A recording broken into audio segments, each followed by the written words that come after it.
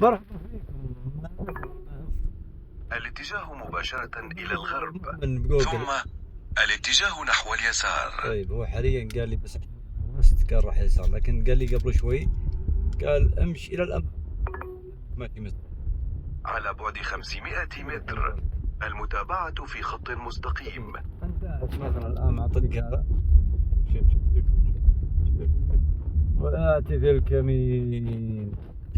شفت كيف؟ ممكن الكاميرا ما توضح، لكن هنا نزلة قوية جدا يعني، حتى لدرجة ممكن تنقلب لا ما هو ممكن إلا تنقلب السيارة، لكن ما هو واضح. السنة بالجوال ما هو واضح، لكنها نزلة عنيفة جدا. لذلك يا عزيزي لا تكون مؤمن بجوجل، خاصة بالمناطق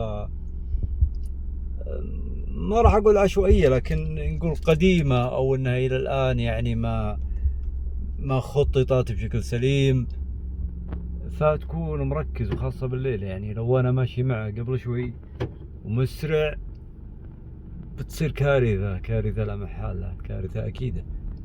وسبق أني جيت مع طريق أظنه ينبع النخيل، ينبع النخل أو النخيل، وكان وداني فوق جبل إلا شوي، يعني جبل خطير جدا، حتى مكتوب انتبه احذر طريق خطير جدا. فحاول انك تقرأ وتبحث عن الخط قبل ما تمشي، خاصة الخطوط الطويلة. داخل الديرة ان شاء الله ما اذكر حصل لي موقف، امور ان شاء الله بالسليم. ما عدا زي ما قلت لكم الاحياء اللي ما بعد جهزت يعني الى الان، احياء جديدة او تبنى، لا زالت تبنى ولا زالت تخطط، فتكون على حذر.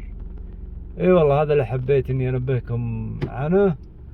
قناة سبانخ بالكمون تتمنى لكم حياة سعيدة، وإلى اللقاء.